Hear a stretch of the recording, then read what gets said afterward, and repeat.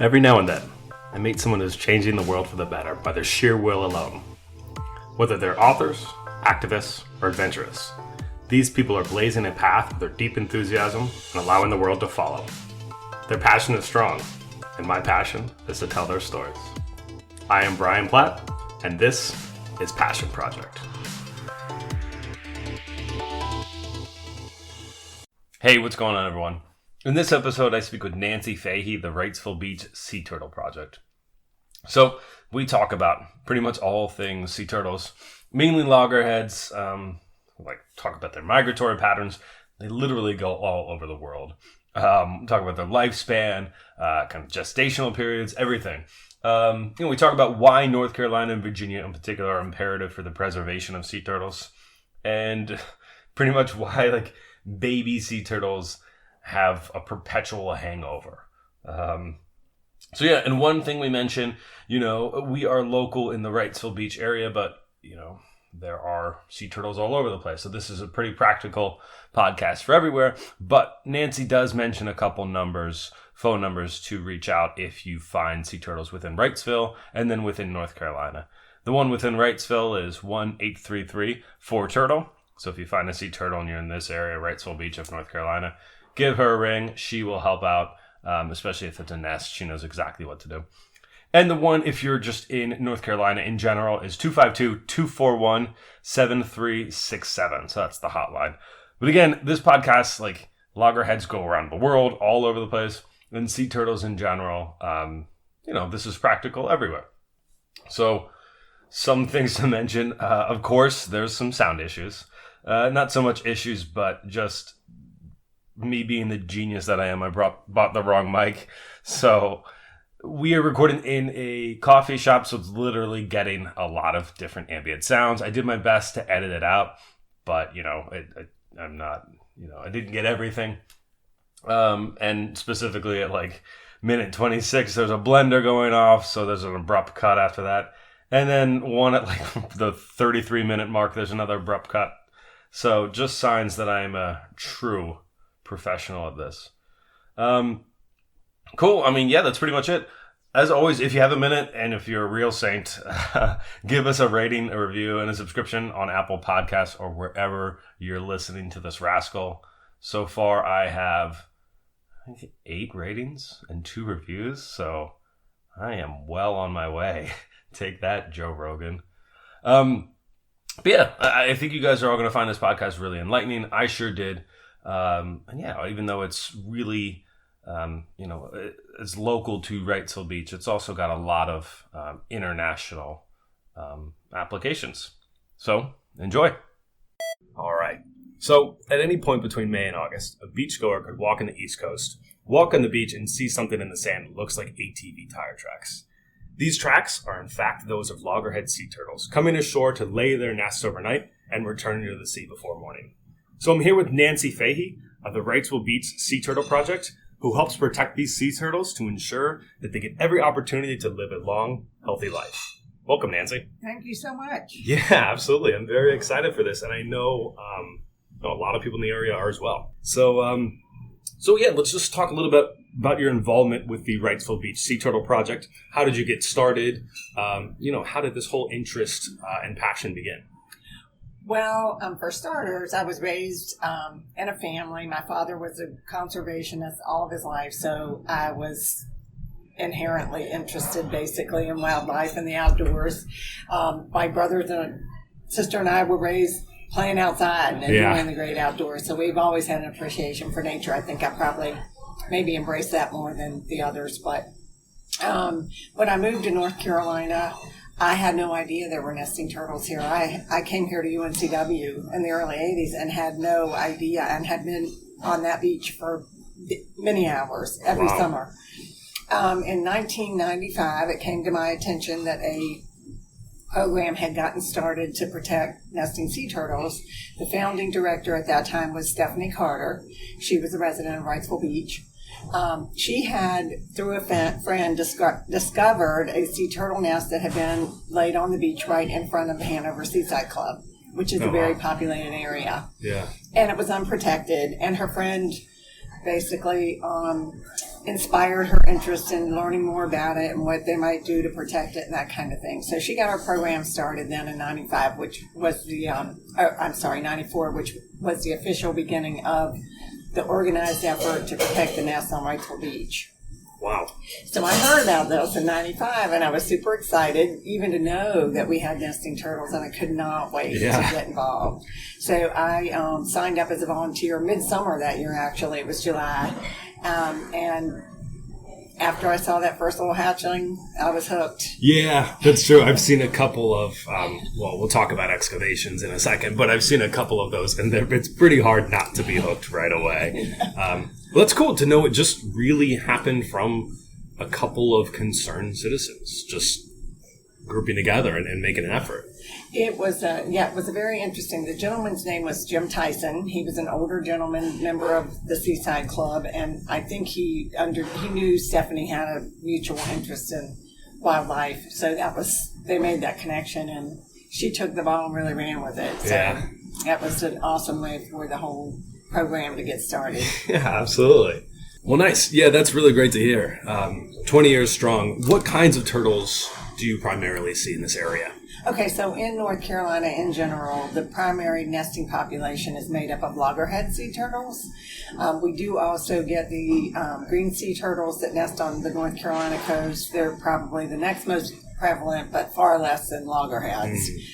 We get the occasional but very rare Kemp's Ridley nest as well.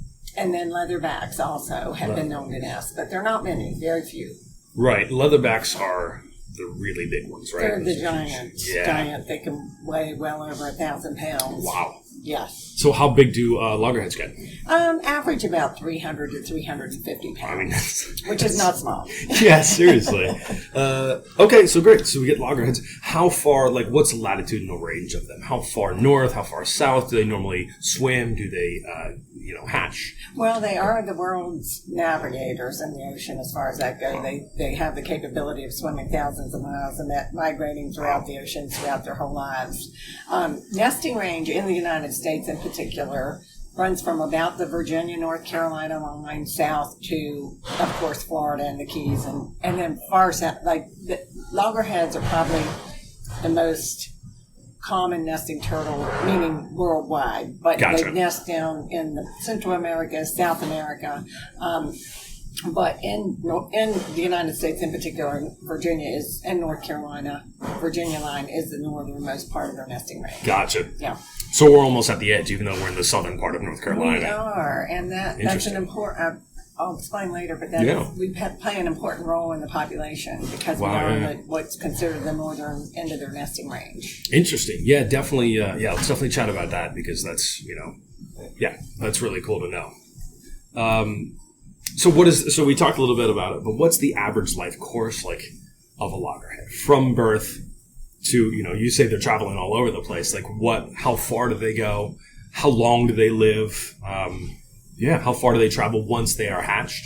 Well, we know that the subpopulations of sea turtles inhabit different parts of the ocean, right? So I can probably talk most readily about our nesting population, which is the mid-Atlantic population of the United States. So when you speak of the hatchlings, when they leave the beaches of North Carolina in particular, and the mid-Atlantic states, they literally go into what we call a swimming frenzy. So these tiny little hatchlings, they've absorbed this little yolk sac for energy, and they go into this swimming frenzy, and they will swim for up to 3 days. Wow. And their goal is to reach the Gulf Stream, which, as you know, is many miles off the coast in the summertime. Right. And they're looking for the safety of the seaweed, the mats of seaweed in the Gulf Stream, and the warm waters, which provides them with plentiful food supply. Yeah. So once the lucky ones that reach the Gulf Stream, and there aren't many because obviously there are many dangers along the way, and they're tiny and they're by themselves, but they will literally stay out there for up to 10 years while they gain some size. And we call those the lost years because we really don't see the loggerhead turtles rarely between the age of the hatchling to about 10 years of age. Huh. So they're obviously not coming back to, forage? To lay eggs. No. Forage? No. Wow. Okay, interesting. They don't reach maturity till age 30. Oh, wow, okay. Approximately. I'm not going to make a joke about myself, but... I hear you.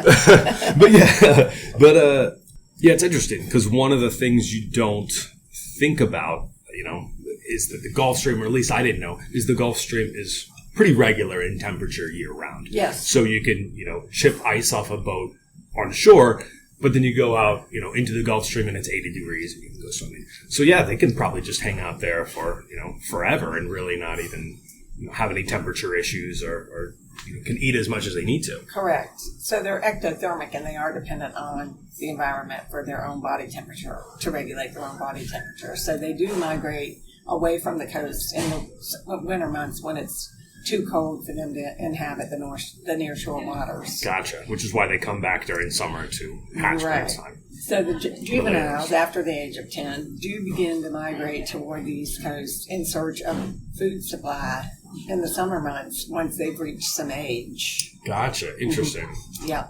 But they're still juveniles because they don't reach maturity until the age of 30.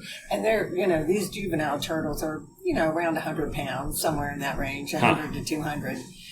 And we do begin to see them then in the summertime in the near shore waters. Unfortunately, a lot of times it's because they've interacted in a negative way with human activity out there. Gotcha. We've seen, since I've been here, I've seen a few of them, sea turtles being released back into the wild because of something called cold shock. Yes. Is that part of it as well, when they kind of slip out of the Gulf Stream? We do so what happens in North Carolina mostly is that they don't migrate out of here in time, and the water temperatures drop too quickly. Gotcha. And they begin to react to that cold water before they have a chance to swim out of the near shore waters. And once they become too cold, they're no longer able to function normally, so they can't literally swim out of here. Wow, okay. Yeah, so in the Pamlico Sound of North Carolina, there are great numbers of them that succumb to that. That's where it was. Yes. Yeah, we were in, right off the coast of, the Outer Banks. Yes. Yeah, absolutely. So, so they don't reach maturity until 30. What are the gestational periods of the sea turtle? Like, how often do they give birth? How long do they have to, hold the eggs? So we are learning, and sea turtle life history and biology is an evolving study, basically scientific study, because they are marine animals primarily. So it's been a long time that we've been learning more and more about them, and with technology, we have other methods now of learning more than what we would have, say, 10 or 20 years ago. Yeah. Okay. So,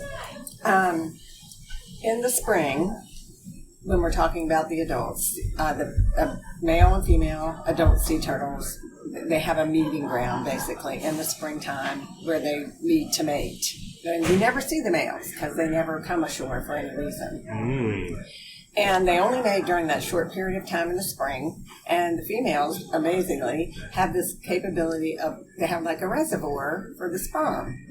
So once they have mated, they begin the process of basically preparing the clutches that they're going to lay throughout the summer. So they prepare one clutch at a time of an average of 120 eggs.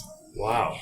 Once that clutch is prepared and ready for the female to nest, beginning May 1st officially in North Carolina, running through August 31st is the nesting season.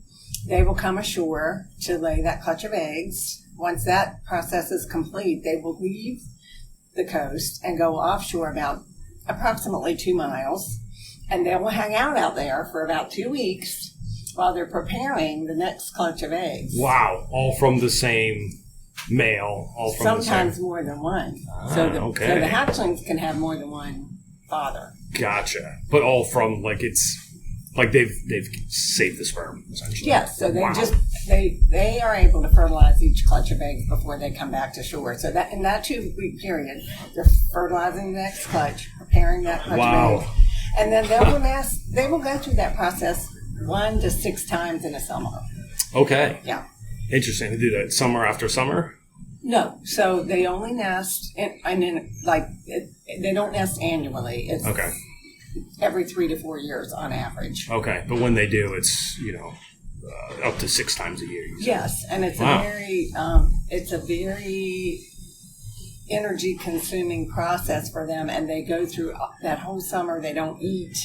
They're not foraging. They're basically just concentrating all their energy on this effort to nest. Wow. Okay. Yeah, that's their one goal. It's amazing. Yeah.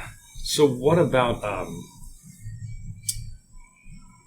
the 120, let's say of one nest, how many of those, that's probably tough to say, but roughly how many of those are making it out to the Gulf Stream? Let's just start with that. And it is a guess, but we often hear the scientists and the researchers say that they estimate 1 in 100 possibly makes it to the Gulf Stream out of each clutch. So 1%. Yeah.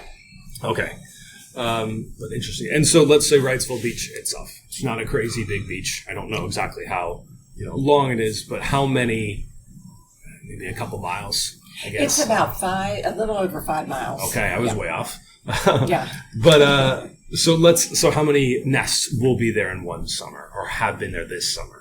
And it does, it varies from year to year. We see fluctuations. This year we've had 11 that we have found on the beach. In 2016 we had 15 nests that we found on Wrightsville Beach, but we've also had years that we have very few. And interestingly, those low years seem to coincide. Well, first of all, because this turtle nesting behavior is cyclical, we have down years statewide, right? But it seems like our statewide years of low numbers seems to coincide with the years that we get renourishment on our beach. Like we have a renourishment project every 4 years. And that's discouraging to the turtles as well. That makes sense. And just for anyone who's not from this area or been to this area, that's when they literally are taking sand from the ocean floor and bringing it to the shores to try and literally renourish it to give it a little bit more sand back due to erosion.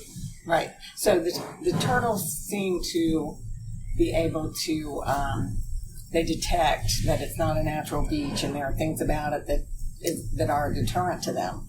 So they coincide. And so those years we know we can expect a low number of nests. Interesting. And I could imagine that. I mean, if something smells off or, a slight change would probably, they're not going to risk 120 eggs, let alone multiple nests like that. Right. Interesting. So, so you deal with, in addition to helping them, volunteering, making sure that the nests are protected, the nests are taken care of. What should someone, you also help sick and injured sea turtles.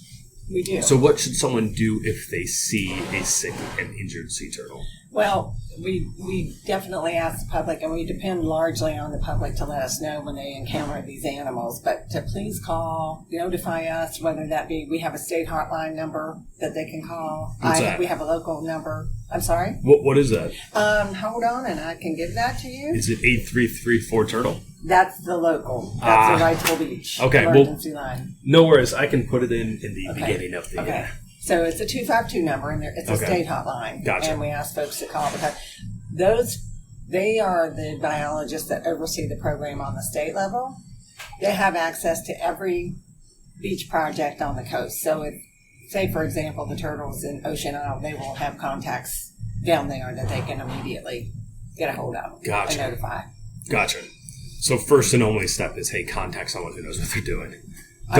First and only step is if you see an injured turtle. Yes. Please notify us right away. Matters in your own hands. No, generally not. Now, that's not to say we don't accept the help of the public. Let's say you're out boating and you find one that's stranded on a sandbar and you have the ability to help that animal, get it into your boat and bring it to us. If you make the phone call and we say that's the best course of action, then we sometimes do ask the public to help in that way as well. But it's always good to make the call first so that we have a handle on what's going on and the authorities have been notified of the situation. Yeah, that makes sense. Yes. So what should someone do if they find a sea turtle nest? A nest? Yeah. Okay, I always love for folks to call me. I do have volunteers on the beach, but it's always good to have extra eyes out there and more information and what, I always love to get those extra calls because it helps me to know there are other people out there that are aware that are also looking for signs of the nesting turtles. Yeah, absolutely. It's, I think that public awareness is obviously a huge thing. It is. And helpful. So I've had to actually, we on occasion missed, a nest for some weird reason. Maybe there was a miscommunication between a volunteer and somebody who was supposed to set for them, and then a member of the public raised the alert and said, hey, there are tracks in this particular area, and then we know to go check it out. So it's always helpful to get those extra calls. Yeah, I bet. You're welcome. Yeah, especially having the whole public on your side. I mean, yeah. Absolutely. So, so once a nest is laid, what's the course of action from there? We've talked about once they've hatched, but like how long does it take for them to hatch? Once a nest is made. So part of what we do, we not only we protect the nest by marking it off and posting signs that let the folks know what it is and not disturb and what have you, but we watch over the nest then for the period of incubation, which is anywhere from 50 to 60 days on average on the North Carolina beaches in particular. Again, so temperature is what determines the incubation rate. Okay. So the higher the temperature, the faster the incubation. The cooler the temperature, the more rain, then the slower the incubation. Does that also determine gender as well? That's why I mentioned about the fact that North Carolina is an important, we make an important contribution to the population in that, in theory, we are producing more males because we're on the northern end of the nesting range. Oh. Yes, even though it seems hot to us as compared to Florida. Of course. Where they produce more females, obviously. So warmer, in addition to being quicker, warmer yes. Temperatures produce more females. Correct. Interesting, yes. Well, yeah, that's fascinating. I had an idea that the gender was determined by temperature, but I had no idea that the incubation period itself was the time of that. It's also correct. So we know, if the nests have been on the beach throughout the main part of the summer, say from June through August, to prepare for those hatchlings to emerge a little earlier than what a September nest might produce hatchlings. Gotcha. Yeah. It's a little bit of a cue, but you never can outguess them. Yeah, you don't absolutely. try. So we've got it from, once the nest is laid, the incubation period. But, we see, the nest hatch. But what I've seen a couple of times is something called a nest excavation. Can you just chat about that a little bit? Sure. So when we predict or try to hypothesize when a nest may emerge, we go out literally and sit with the nest on the beach. Our reason for doing that is to try to make sure the hatchlings get to the water safely. Right. Without some oversight, we sometimes see disastrous results, unfortunately, because of the way we've altered the habitat. Yeah. So we sit there until we know the hatchlings have emerged, and then after that first initial emergence, when hopefully most of the hatchlings come out of the nest together, on the third night, so we sit with it 2 more nights to give it time for any hatchlings that may be left in there to come out on their own. Then on the third night, we conduct what we call an excavation, and the purpose of doing that particular process is to collect all the data that's available from that nest. So what we want to know is how many eggs did the female lay, and what was the hatching success rate, and were there any complications that we may want to make note of. We also release any little hatchlings that may still be trapped at the bottom of the nest at that time, because a lot of times it's very difficult for them to get out of there on their own because they've been pushed to the bottom. They're all the way at the bottom. Right. Yeah, that makes sense. Right.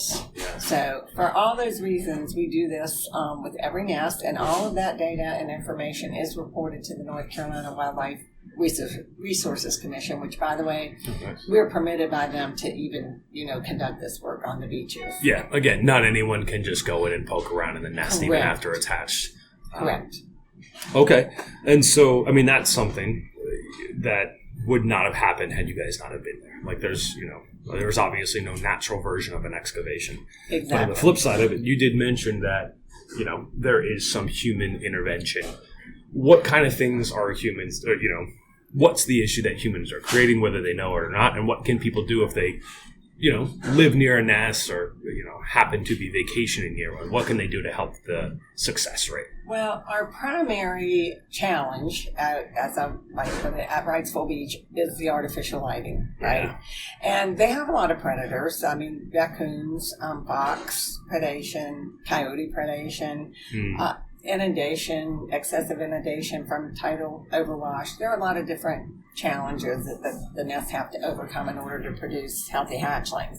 But on Wrightsville Beach in particular, because it is heavily developed and populated beach, first of all, if we didn't protect them, the survivor rate would be very low because they would be obviously walked upon, driven over, any number of things.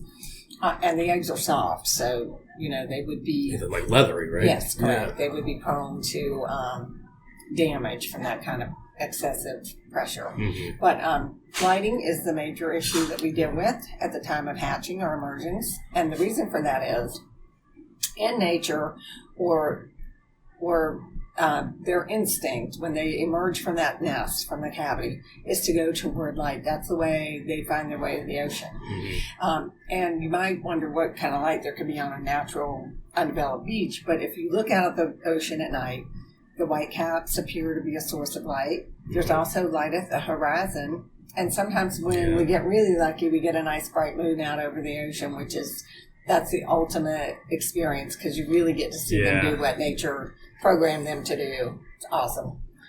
Yeah. But the artificial lighting becomes, it's attractive to them because a lot of times it basically overcomes any natural light that you might find out there in nature. Yeah. Yeah. And that's a bit of a bummer to any stargazer ever. Yes. But then you add this just, without even knowing it, you could be killing sea turtles. And birds, it impacts bird migration. Oh, well. Yeah, we know that light pollution has an effect on many different species of wildlife. So let's say even if the moon is on the shore side, even if it's not on the ocean side, are they attracted to the reflection of the moon in the ocean? Is that what it is? They are, and the moonlight really works its magic. Like, we love it when we're out there and the moon's out. Yeah. It helps get them in the water without any kind of any interference for the most part, because it does overpower the artificial light.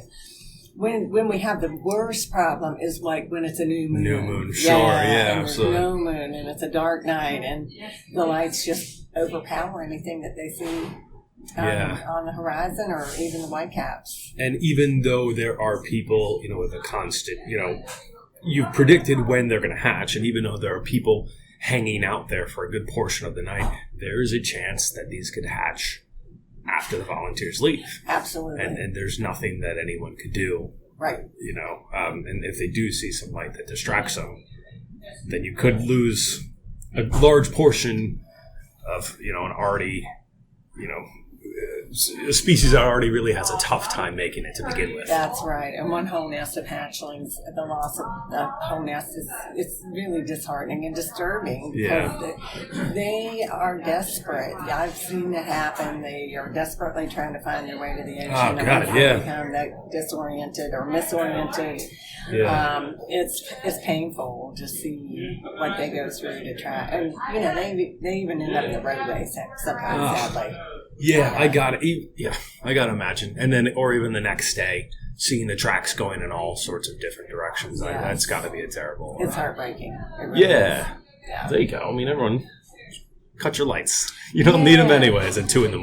Yeah, and the thing is, they don't ask for much. They don't. They really don't ask for much. They need a little section of the beach that they hang out on for a couple of months. Yeah, exactly. And then just a little bit of peace and darkness. That's it. For that 1 hour span of time, it's going to take them to get to the water. Yeah. I don't think that's asking for a whole lot. Just think about you when you're hungover, right? What do you want? A little bit of darkness, a little bit of quiet. Leave us alone. That's right. Well, cool. So one thing that seems to be a new trend, and I hope it remains, is like plastic straw bans. I mean, we're right here by the beach right now. We're in a coffee shop that I haven't seen a plastic straw in for months. Right. So, people are using glass and plastic, or glass and metal. A, is that helping? I'm sure it's probably pretty tough to say. But B, what are other initiatives that you think would help as much, if not more, than a plastic straw ban? Well, I think the plastic straw ban helps to plant a seed, right? It's right, not going to exactly. solve the problem. Exactly. But it plants a seed. Hey, this isn't that hard to do. I can easily refuse the straw. So that's one less piece of plastic in the environment that goes in the landfill or ends up in a parking lot, right? Or in the ocean. Yeah. But I think we need to move in a bigger way toward reducing overall our consumption and production of plastic and the disposal of such a huge amount of this material that basically never biodegrades. No, and it's very hard to recycle. We're inundated with it. We have got to move away from such a wasteful mindset about our use of plastic. Yeah. It is just... Single-use plastics they should be on their way out. Oh, yeah. Long ago. We've had ample time to work on this, and I Yeah. think it's just a reluctance to change or a reluctance to embrace a more conservative approach, to the accessibility of it. Grabbing a plastic bag or 10 or 12 at the grocery store, Yep. they're just going to end up either in the trash or... Yeah, they're not going to be recycled, I can tell you that much. And recycling it's is really difficult. Just, yeah.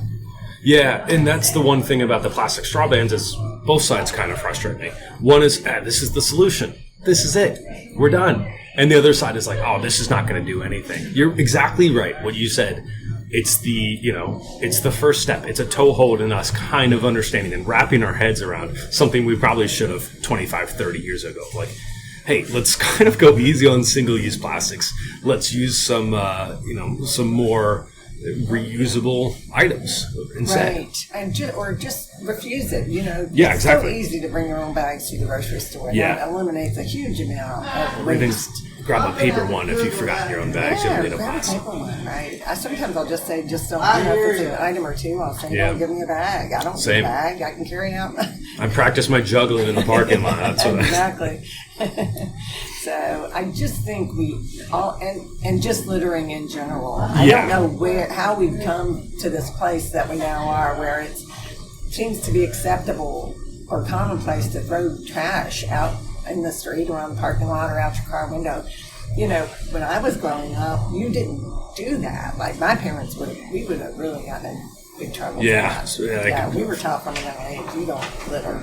Yeah, from the way you described your dad in the beginning, that's kind of how my parents are. And yeah, it would have been a big deal had we done that.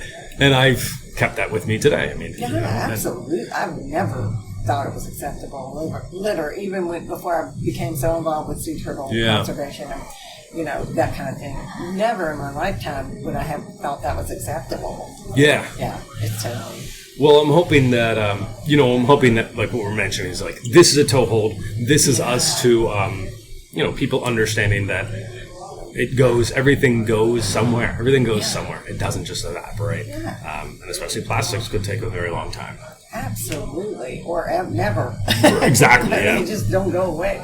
So, on a positive note, like I've read that, and correct me if I'm wrong, but that sea turtles are one of the few success stories in populations. Like you've got turtle exclusion devices on, fishermen boats. You've got a lot of people invested in the well-being of sea turtles.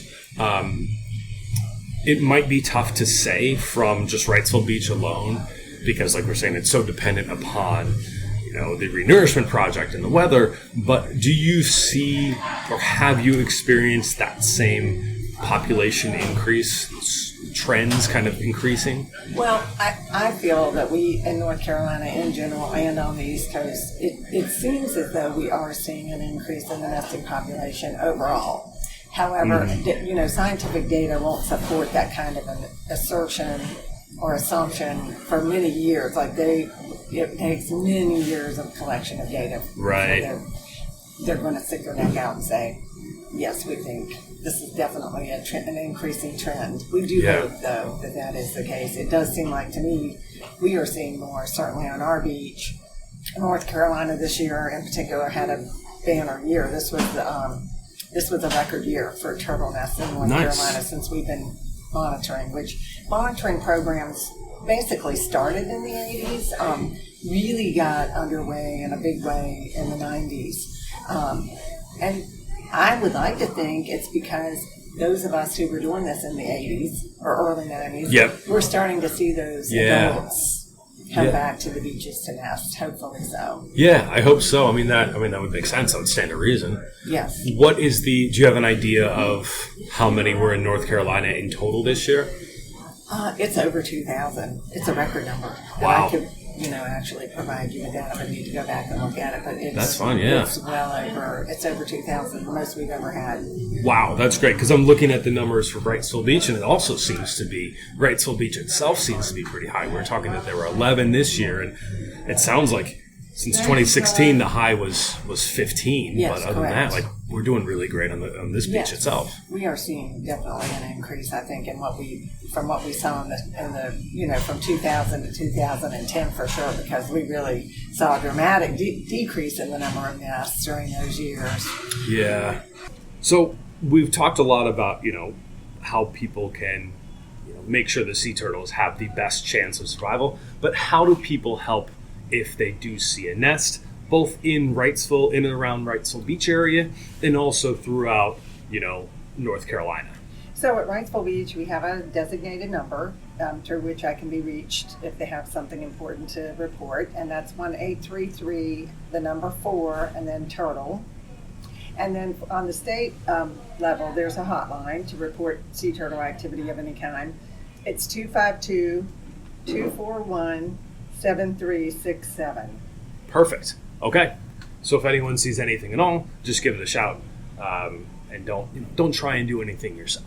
Exactly. Yes, it's always best to check in with the authorities first and at least get some guidance. Yeah, and get the whole, get everyone aware that there's a nest here or there's something going on here, so people aren't trying to on it.